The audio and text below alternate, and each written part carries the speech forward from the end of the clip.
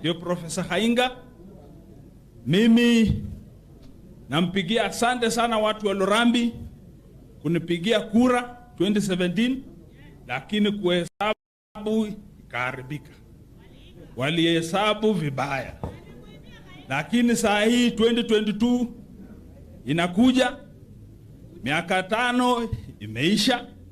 Mimi nilisema kwamba ndugu yangu afanye kazi bila mimi kumsumbua, halafu mwishowe mumpatie percentage gani.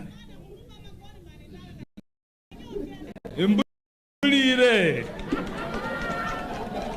ulano mwene ndio bas 2022 ne Hainga. Ile sera nilikuwa nayo nzuri kwa nyinyi watu ya Lurambi na watu wa Kakamega kwa jumla, nataka nitimize. Mimi niko kwa chama ya ODM. Nilifanya kazi nzuri sana kwa ODM pamoja na governor na viongozi wengine wanajua na wananitambua, na nitaendelea hivyo hivyo ili 2022 niingie kwa bunge, na baba vile atakuwa rais wa 5 wa nchi hii, na unajua wataangalia nyuma waone nani atakuwa minister. Sasa Hainga anatosha?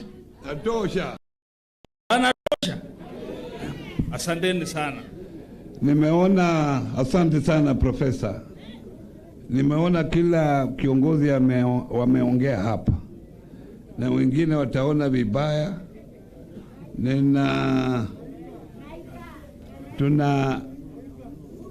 Tuna MP wetu Odinga kutoka Busia. Busia, ongea tu hapo.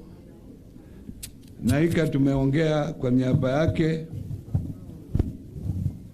alafu tufunge. Nina wenzangu wawili wa hapa. Ningetaka pia wasalimu watu wa Kakamega na asante sana Governor wa Kakamega, Your Excellency the Right Honorable Raila Amolo Odinga, Governor wa hapa, Governor Oparanya, my Governor, Sospito Governor Ngwae, waheshimiwa wabunge wenzangu na wajumbe wote kutoka kaunti zetu, amjambo. Mimi naitwa Odanga Geoffrey Makoha, na baba tumekuja hapa na ujumbe mkubwa kutoka Busia, na uliuona hapa, hiyo ikiwa ni ishara kwamba 2022 watu wa Busia tumeazimia kwamba rais wetu atakuwa Raila Amolo Odinga. Sina namna hiyo watu wa Busia, kwa ishara ya muonyesha kwamba tuko na baba. Asanteni sana. Pili, nataka baba tuende nje na tuweze kuown what is ours.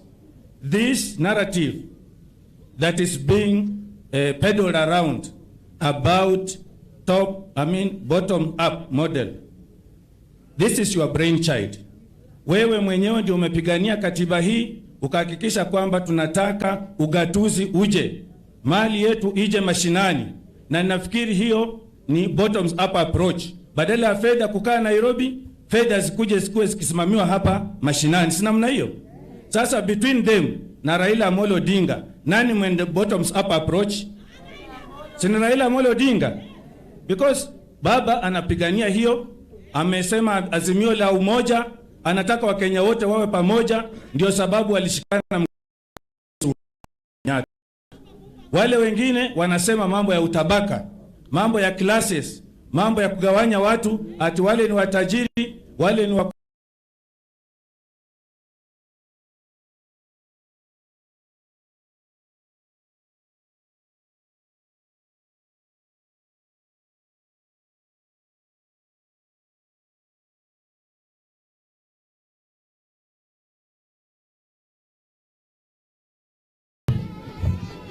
Thank you, Your Excellency.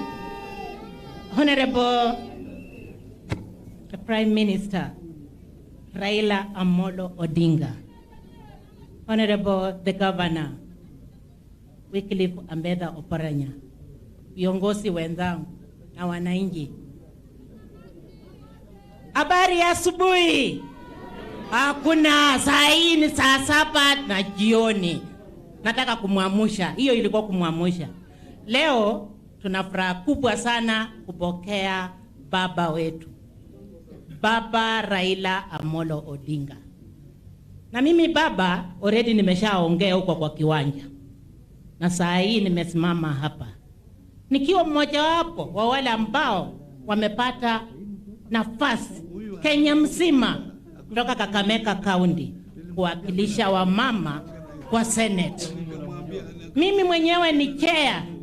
Mimi ni first chairman, chair lady kwa national, kwa parliament, kwa Senate, kukuwa chair national cohesion and equal opportunity kwa sababu ya baba. Mimi ndio nawakilisha, mimi ni chair Women Senators Association kwa sababu ya baba. Nani mwingine kama baba?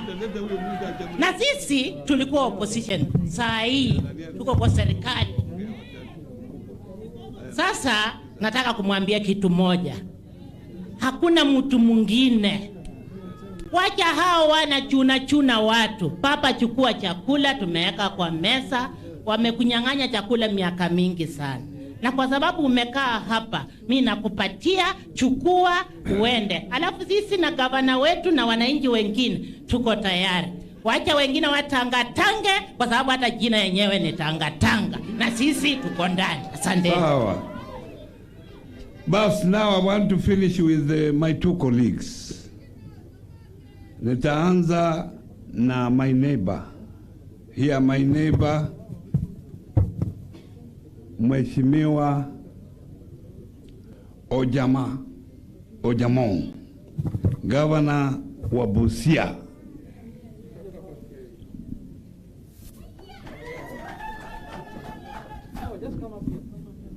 Come here. Ongea hapa. Asante sana Bwana Paranya, Prime Minister Raila Odinga, governors ambao wako hapa, wabunge na delegates wote wa ODM, mjambo. Mimi ndio Sospito Jamong, gavana wa Busia.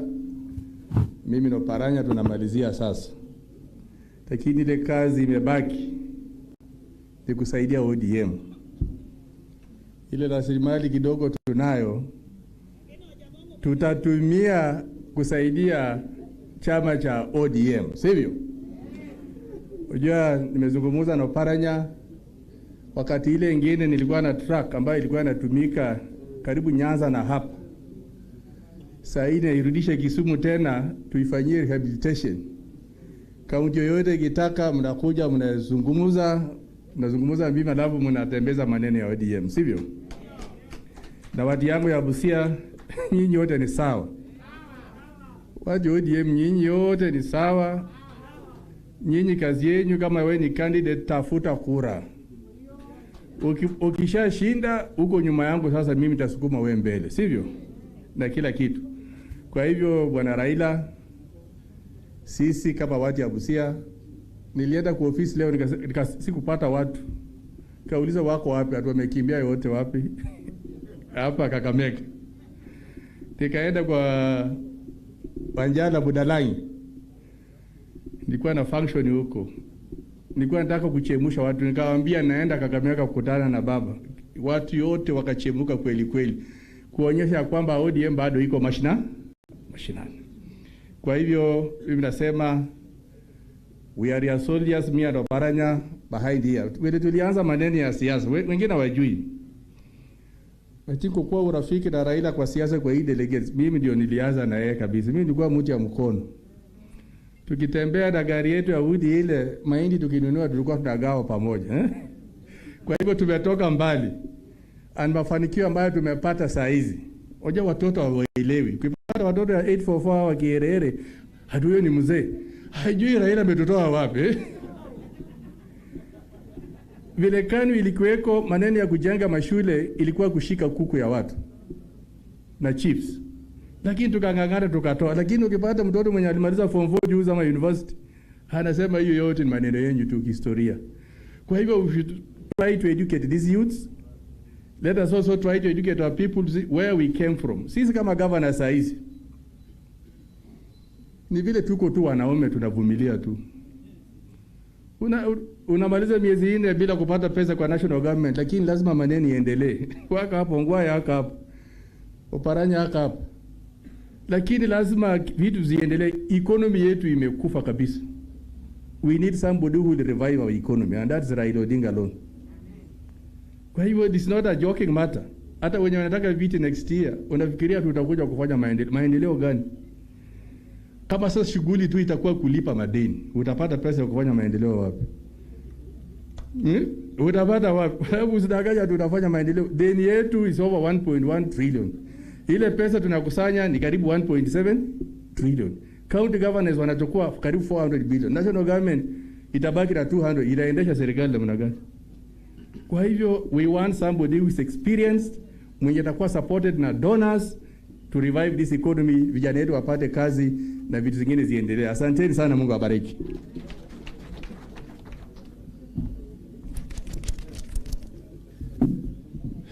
Basi wa mwisho atakuwa rafiki yangu Bwana Ongwae. Ongwae is the governor of Kisii, is also the vice chairman of the Council of Governors, is also the chairman of the Lake Region Economic Bloc, vice chair of the Lake Region Economic Bloc, LREP. So he's a man of a lot of experience. He has been in civil service as permanent secretary. He has become a governor. He's also serving second term. Karibu.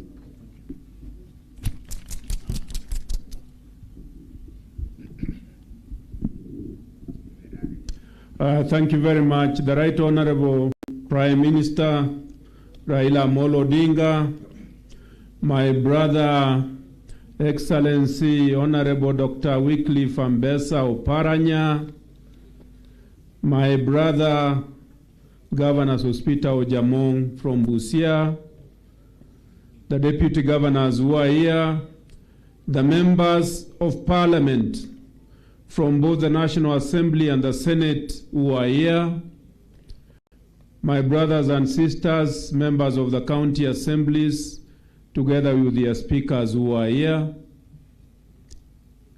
all my brothers and sisters from Western Kenya, Mulembe Mwensi, Muvele Ovalam. Thank you very much. I come here with greetings, positive greetings from Aba Gusii, from the Gusii Nation. They have sent me their greetings. Waliniambia ukifika huko Kakamega, ambia Waluya hao ni ndugu zetu.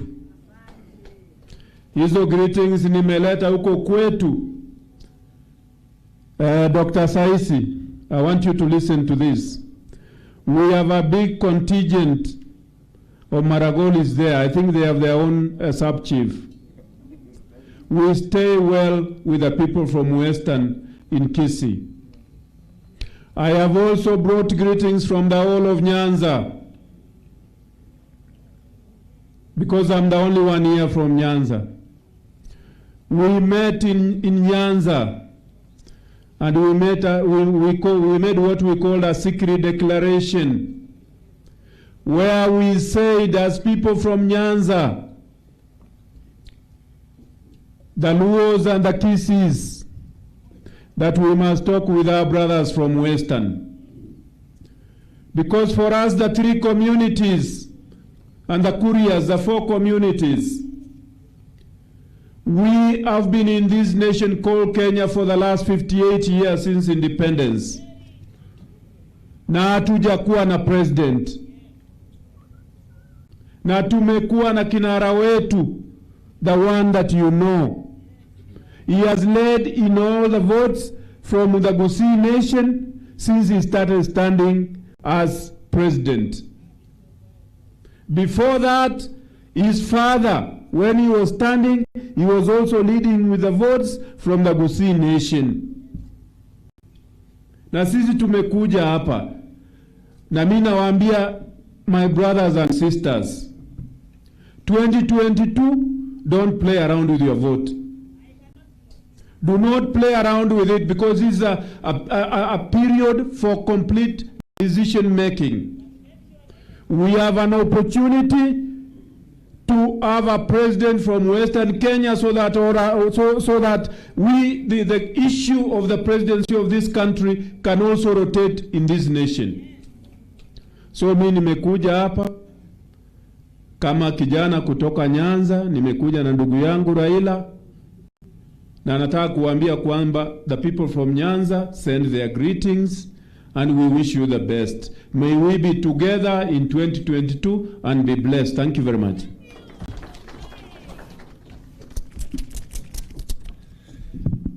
Nitaongea machache sana, alafu nikaribishe baba. Nyinyi mmekuja hapa kusikiza yale papa atasema, si ndio? Mimi nimekuwa na baba kwa miaka mingi, kuanzia 2005. Na wakati wa 2007 ndio Waluya walikaribia uongozi. 2007 tangu tuanze multi-party, sometimes tuko katikati, hatuko kwa serikali. Na saa hii nimeona pia hiyo mwenendo imeanza. Ati wengine wanasema ati ni Waluya kuliko sisi, kwa sababu sisi tunaunga Raila Amolo Odinga mkono. Wanasema sisi si Waluya. Na ukiangalia hakuna mahali wanaenda, na hii ndio ukweli wa mambo. Kwa sababu kwa siasa hakuna third force, hakuna. Kwa siasa there are only two forces. Ni kwa siasa uweze kusema ati nimekuwa namba 2 nimefanya vizuri. Hata kama umepoteza na kura moja, umeanguka So hiyo mchezo imeanza tena. Wataanza kutembea humuhumu wakisema sisi Waluya tuje pamoja, sisi Waluya. Na hawa wameketi hapa si Waluya. Na viongozi hawa ambao wamekuja hapa. Na hiyo ndio shida ya Waluya. Kuwa kwa ballot paper si kitu. Kuwa kwa ballot, mtaenda kuwa kwa ballot. Sasa kuwa kwa ballot na kupita ni vitu tofauti. Ni vitu ngapi? Tofauti. Hata nitakuwa kwa ballot, hata mpaka niende kwa ballot. Na ujui wale wanakusukuma wanatafuta vitu yao. Wewe utaanguka kura na hao watapita kura, watakuangalia kama sinema. Hiyo ndio ukweli wa mambo. Shida yetu hapa watu wa Western, kitu ya kwanza ni mambo ya miwa. Mheshimiwa Raila, kitu yetu hapa, economy yetu imesorota kwa sababu ya miwa sugar. Tulipata investor, siasa ikaingia kwa sababu ya binafsi. Watu wetu wanapata taabu, hawana kazi na hii COVID-19. Nao wanakula kwa watu wengine. So wewe ukienda huko mbele, ujui that is the only major problem. Ukianza na hiyo, the sugar sector kwa jumla, the whole sugar sector ina shida. Wacha mama ongee. Anafuraha. Mama anafuraha. wacha uhuru yake. Kwa hivyo Mheshimiwa Raila, ujue mimi tangu tuwe na wewe nitaendelea kusimama na wewe, na pia wewe uendelee kusimama na mimi. Tusimame, tutaenda pamoja, tutasaidiana mambo mengi. Kwa hayo machache, nataka sasa nichukue nafasi hii nimkaribishe baba aongee. Nilikuwa naona wengine wanalala. Karibu baba. Raila tibim tibim, Agwambo tibim tibim, Jinga tibim tibim, Muno jalala jalala, Muno jalala jalala, Nasa nasa nasa nasa nasa nasa nasa nasa nasa nasa. Sawa.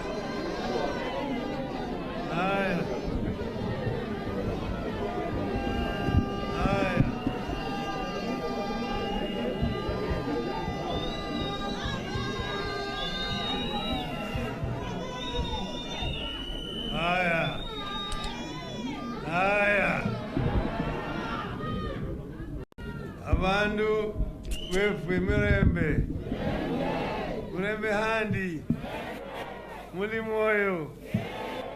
Asanteni sana.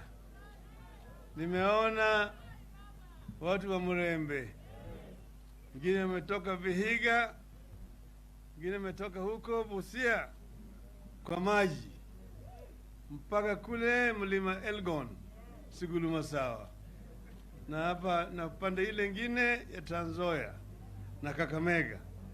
Hamjambo tena. Tungekuja hapa mwezi jana tarehe 19, lakini kwa bahati mbaya huyo mkutano haikuweza kufanyika. Tulikuwa tumeanza Nakuru, kisha tukaenda mpaka kule Nyanza, huko pale naitwa Sikri, vile mmesikia kutoka kwa gavana Ongwae. Kule Sikri Wakisii, Wakuria na Wajaluo walikuja pamoja na wakaongea kwa sauti moja, sauti ya Nyanza. Ilikuwa tufike hapa Ingo, lakini jamaa wakasema COVID inaonekana kama imepanda sana, wakasema tuahirishe. Tukaahirisha. Ilikuwa tu kutoka hapa tungeenda Mombasa, alafu tuende Garissa, alafu tuende Isiolo, tuende Bonde la Ufa, tuende huko Ukambani kule mlimani, na baadaye tufike Nairobi. Sasa mara hii tuliamua ati ingawaje COVID iko, hatuwezi kusimamisha mambo yetu kwa sababu ya COVID. Tukasema hata kama tutakuwa na watu wachache wanawakilisha eneo hii ya Ingo, tutakuja hapa leo Kakamega, kwa sababu tumefika. Niko na maneno machache ambayo mimi nitataja hapa, na nitasema kwa Kimombo. Thank you. Najua ndio nyinyi watu wa Ingo ni watu wamesoma. Distinguished guests, ladies and gentlemen, you have come to Western Kenya with a message of peace, unity and stability that will enable us to create lasting prosperity for the Mulembe nation and the country as a whole. This is why we started this journey last month with Azimio la Umoja, or a call to unity of the nation. We recognize that no economic model, however well crafted, can thrive in an environment of chaos, disunity, and instability. We recognize that the Mulembe nation comprises diverse group of people with diverse challenges and aspirations, but with one destiny as one people. We are here to reinforce that sense of shared destiny and to deliberate on how it translates into better terms of engagement with the Kenyan nation. And that's why I have keenly listened to those who have spoken here on behalf of the others who did not have opportunity to speak today. We envisage a Kenya that is a sum total of the aspirations of its regions, tribes, ethnic groups, faiths, social class, and demographic compositions. A nation in which no one feels cheated or left out. That is what we call shared prosperity. It begins with planting the spirit of unity, reconciliation, tolerance, and hope. It begins with us seeing each other not as enemies, to be subdued, but partners to be embraced in search of well-being of our people. That is the spirit of the Azimio la Umoja that we bring here today. We are not looking for followers or bystanders. We are looking for partners and active players, men, women, and youth on the same journey, same mission, with one agenda. With that partnership, we can all come to the table and begin a candid discussion on what is holding back our people here. We can discuss what is ailing our counties, constituencies, wards, and villages, and how to improve them. This region has a rich agricultural land for a variety of crops. It has minerals. It has potential for blue economy via Lake Victoria, and a potential for industrialization and value addition. With unity, we can get to the negotiation table and demand a fair shot at agribusiness, value addition in agriculture, better methods of mining, and better focused investment in industrialization. Lack of unity can make a community and a region to miss out even on obvious opportunities like the revival of Mumias sugar. We recently saw this in the push and pull that characterized efforts to lease Mumias sugar to enable it raw life and provide jobs again. Just members of parliament for this region rushed to parliament, the Senate, to stop the process of leasing the Mumias sugar.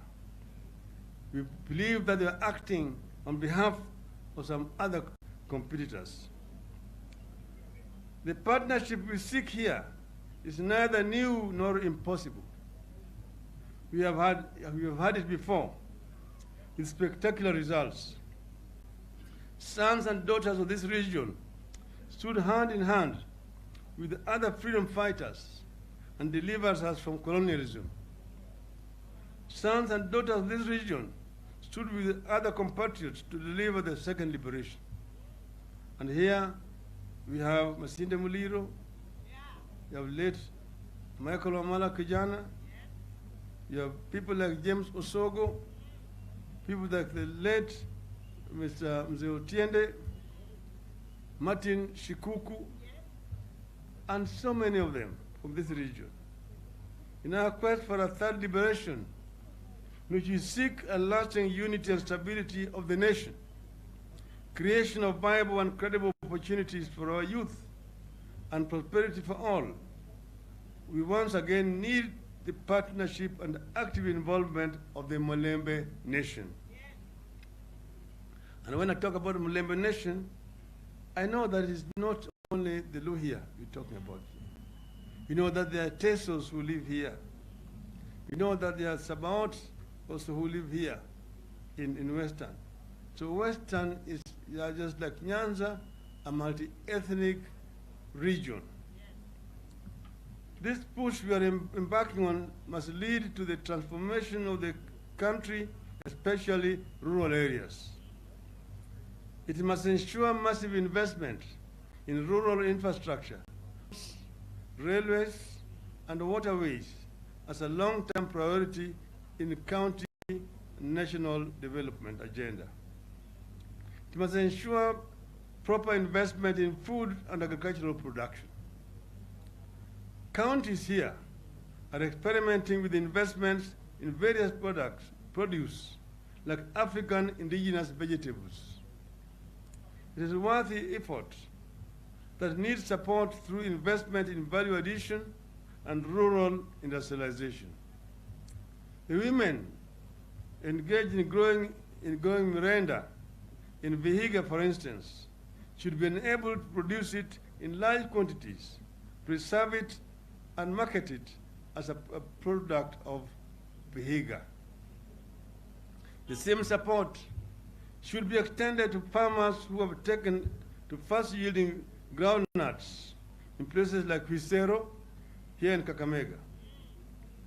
Poultry farmers in places like Ikonyero, here in Kakamega, need to be helped to access markets that ensure they get good prices for their produce. Promotion of cottage industries in rural Kenya is a must going forward. It must lead to reliable and cheap electricity, clean water, and good public schools in rural areas. Children and parents in rural areas must be confident that the education they're receiving is not in any way inferior to that of their counterparts in urban areas. And we must do more to sufficiently organize markets where food is bought and sold. Traders need better, less congested, and cleaner spaces to sell their produce while taking care of their health too. This region is known for excellent sportsmen and women, excellent soccer players and athletes, young boys and girls who need just a little push to beat the best in the world. Vihiga Queens has just earned a ticket to the Continental CAF Women Champions League. Their top scorer, Gentrick Shikangwa, has suddenly become a household name, just like the sprinter Ferdinand Omunyala. But this potential in Western Kenya is struggling and underperforming. We have not done enough to identify and support skills and talents among our youths. But here I must pause and say hongera to the Vihiga Queens, what they have done. We feel proud of them, and we will give them some little token to encourage them. Omunyala was able to run 9.8 meters seconds in 100 meters recently. That is world class. He comes from here. That shows that the great potential in this area that need to be tapped. And we need to invest more so that we can be able to develop more our youth more. Sports is a multi-billion-dollar industry. Yet community football clubs here are struggling to stay afloat. AFC Leopards Football Club is struggling, just like its rival Gor Mahia. We must think seriously about how to turn sports into an industry in this region. We need to think seriously about how to identify skilled youths, organize training and competition for them, and expose them to opportunities locally and abroad. This is the home of soccer.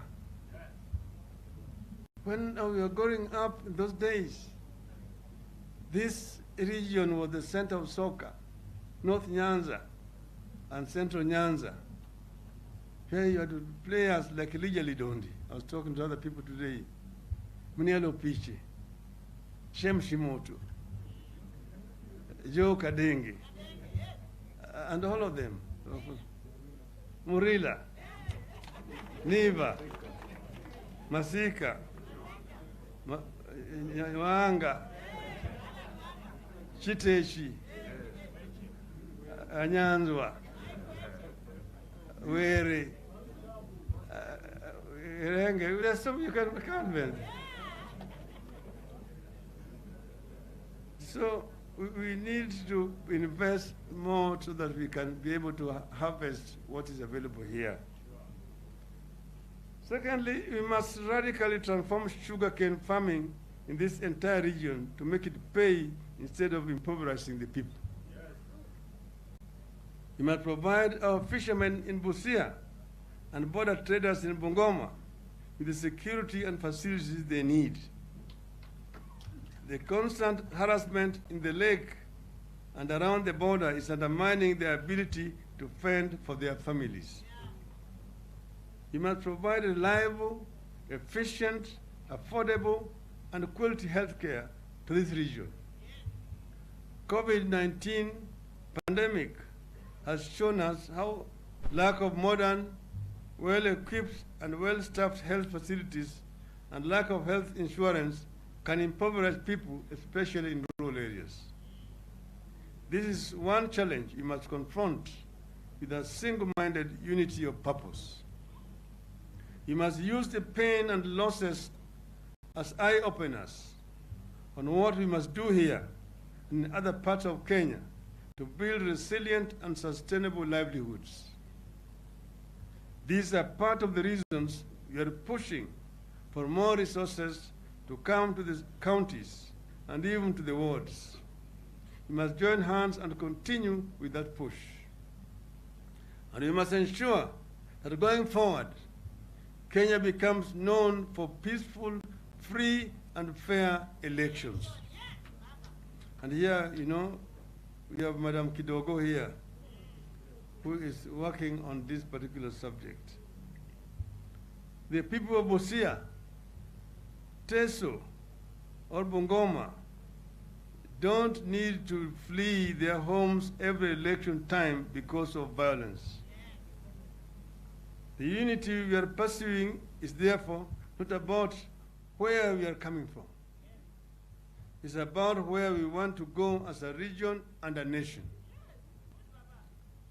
That is why, at the launch of Azimio la Muungano last month, I emphasized that the time has come for us to cleanse our country of the spirit of anger and bitterness, the spirit of revenge and entitlement. We must get onto the path of reconciliation, unity, and stability. We must embrace forgiveness. We must we must build partnerships, not foment divisions. And we must humble ourselves. Kenya does not owe anybody any debt. Instead, as leaders and citizens, we owe Kenya a debt. And our determination is to ensure that Kenyans work together as one people. Our destiny is tied together as one people. And if we can bring our people together, we can be able to unleash that energy that we require to be able to propel Kenya from a third world country to a middle-income economy by the year 2030. That is what the founding fathers of our nation wanted when they coined our national anthem and said that God bless this land of ours. Justice be our shield and defender. May we dwell in unity, peace, and liberty. Plenty be found within our borders. That plenty was not going to drop like manna from heaven. It was going to be created through the sweat and toil of our people of Kenya. What Kenyans need are not handouts. What Kenyans need are not patronage. Kenyans need opportunity. Opportunity from the cradle to the grave. That any child born in our country, irrespective of the socio-economic status of his parents, can get equal education the child whose parents are rich.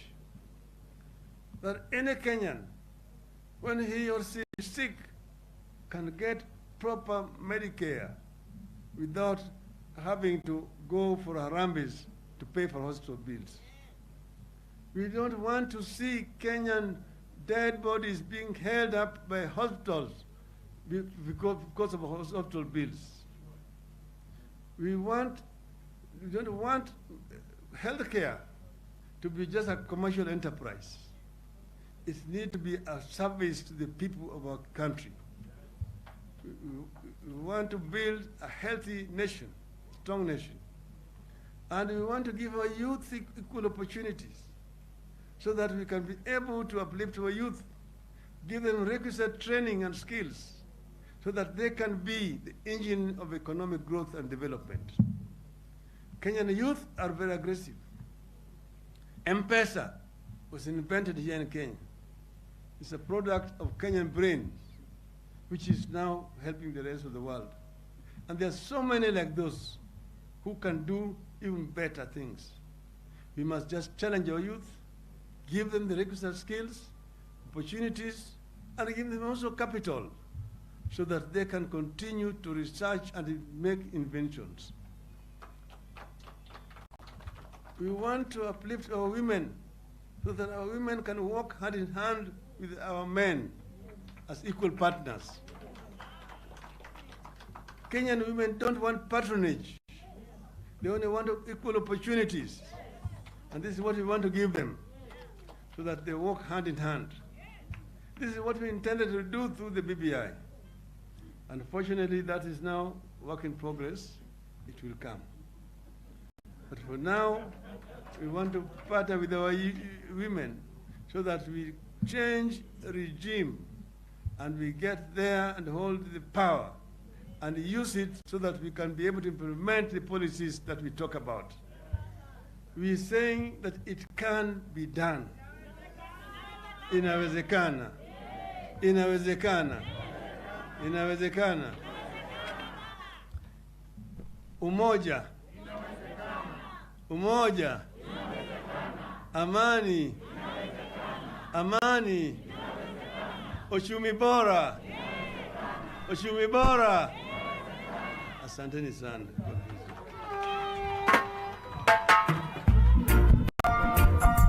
You just need to. I think you read first. They want to read a resolution. No, they wanted to dance further. Yeah? They wanted us to dance that.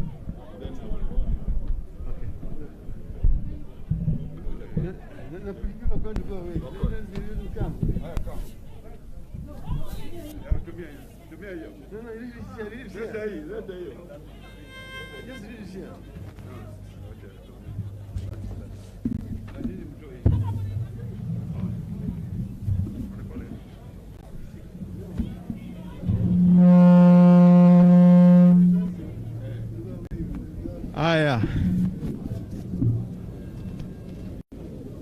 Aya, Mirembe Bosi, tuketi kidogo kwanza.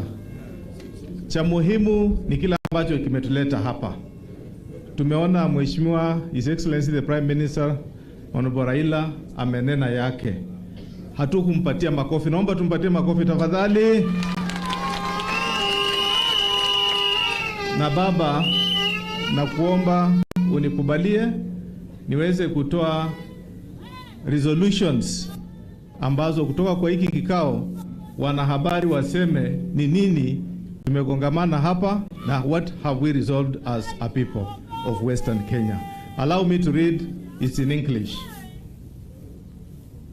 We, the people of Western Kenya region, with over 2 million registered, drawn from our 4 counties of Kakamega, it's actually supposed to be 5 counties of Kakamega, Busia, Vihiga, Trans Nzoia, and Bungoma, are keen to forge a united front and avoid disjointed and disorganized operations as we approach the next general elections.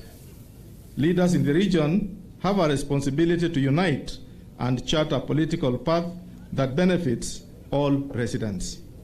In this regard, we affirm our support for the efforts of His Excellency the President Uhuru Kenyatta and Right Honorable Raila Odinga to unite the country and a prerequisite for national development. We recognize that the unity has to begin here at home. We recognize that the Building Bridges Initiative, BBI, which is currently held up in court,